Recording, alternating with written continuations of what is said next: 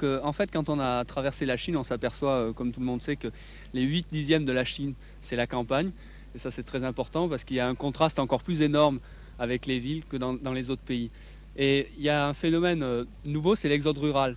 Et la Chine doit se moderniser, alors il y a beaucoup de paysans qui sont obligés de quitter leur village et qui viennent s'installer en ville. Alors on a voulu faire ce film pour traduire le sentiment de quelqu'un qui part de chez lui, qui abandonne un petit peu tout et qui va reconstruire son autre vie ailleurs.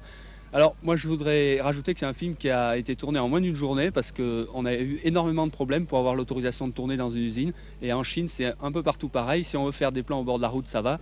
Dès qu'on veut rentrer dans une administration ou une institution, il y a tout de suite des barrages, il faut du temps.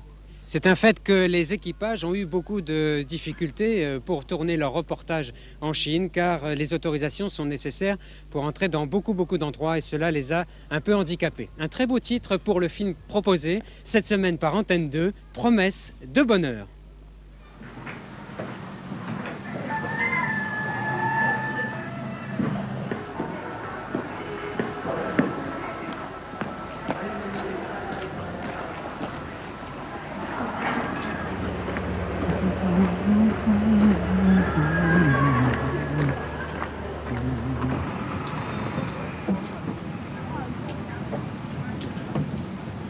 Quand tu arriveras au pied de la montagne, tu sais, juste après le petit pont, il y a un endroit où la brume du matin s'attarde quelquefois. Il faut que tu arrives là assez tôt. Tu marches dans le brouillard pendant un instant et tu écoutes bien. Si tu entends la voix d'une femme qui chante, alors il est dit que tu seras heureux un jour.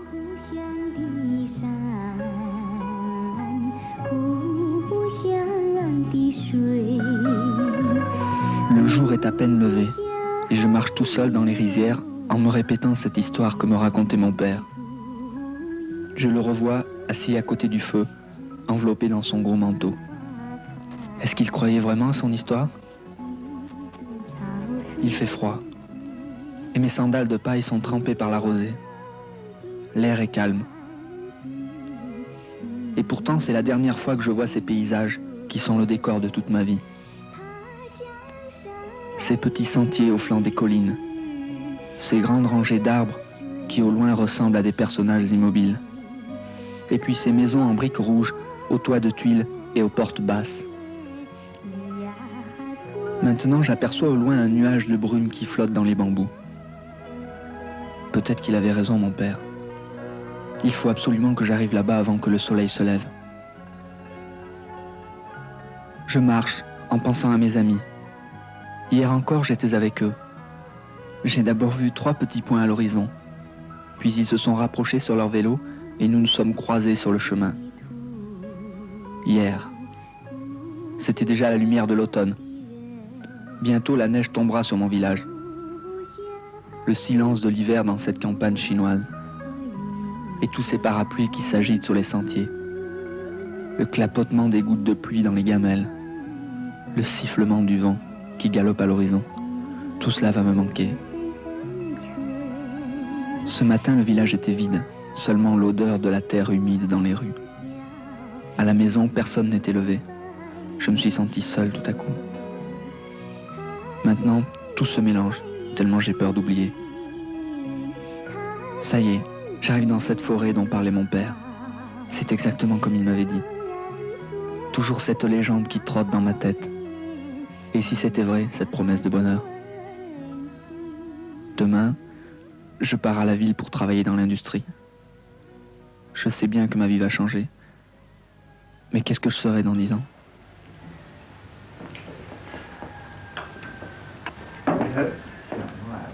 Wang Che est aujourd'hui chef de groupe à l'atelier numéro 1.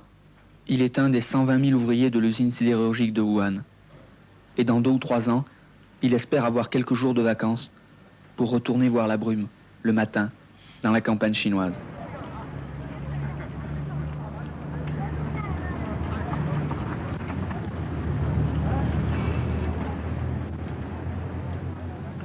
Dans notre métier de la télévision, nous appelons cela un commentaire en contrepoint, Jacques Séguéla. En publicité, on dit attention, on va décaler. C'est que la France se divise en 2 parties, les recentrés, on pourrait dire les conservateurs, et les décalés, ce qui bouge et qui prennent le contre-pied de l'humour ou de la différence pour dire les choses. Et ce que je trouve formidable dans ce reportage, c'est que, imaginez-le au premier degré en montrant la Chine industrielle et Léon Zitrone faisant le commentaire habituel de la télévision, on aurait fermé notre bouton. Et ce qui tout d'un coup fait la force et l'imaginaire, et la rencontre du reportage et de l'imaginaire, c'est que ce contrepoint formidable, un très beau texte, qui nous promène comme ça dans la jeunesse et le passé de ce garçon, c'est le concept d'aujourd'hui, les racines du futur. Vous dites que ce sont des jeunes qui ont des caméras vidéo dans les yeux, mais on se rend compte au fur et à mesure des programmes qu'ils sont aussi des littéraires finalement. Oui, je dirais qu'eux, ce sont en plus des fils de pub. Il faut continuer les mecs. Merci, merci. Alors, Sophie Equet pour RTL Télévision, car il faut bien noter. Bien écoutez, 6, 4, 4, 3, 7 pour un total de 24. Jean-Louis Boudou pour Radio-Canada. Oui, tout ce que je voulais dire, Jacques Séguéla l'a dit. Pas de chance. Alors, Je me tairai la prochaine non, mais c'est parce que c'est pas facile de traiter d'un personnage, pour l'effort de scénarisation, tout ça. Et ça donne 6, 4, 5, 4 et 9 pour un total de 28. Bruno Albin ne votera pas puisqu'il représente Antenne 2. Nous passons donc à Vincent Philippe pour la Suisse romande. C'est effectivement très difficile de parler après Jacques Séguéla. Disons, ce que j'ai beaucoup aimé, parce que j'ai beaucoup aimé ce reportage, c'est d'avoir montré cette réalité ingrate de l'industrie lourde que beaucoup d'entre nous ne connaissent pas, d'avoir montré par un sentiment de peur et en se réfugiant dans ce rêve écologique, ce rêve de la campagne. Et c'est pour ça que j'ai donné des notes qui sont bonnes, 7, 4, 5, 5 et 9, ce qui fait un total de 30. José Sacré pour Télé Monte Carlo. Oui, alors 5, 3, 3, 4, 9, ce qui fait un total de 24. Je remarque que c'est le deuxième reportage que nous voyons ensemble ce soir. C'est la deuxième fois que l'on voit des Chinois en train de prendre leur repas. J'espère que quelqu'un pensera à faire un sujet sur la gastronomie chinoise, parce que nous sommes quand même nombreux à aimer ça, non?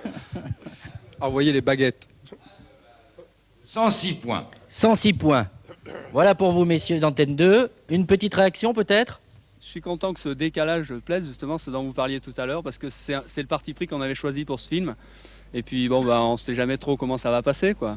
Je suis content qu'il y ait des décalés à l'autre bout du fil.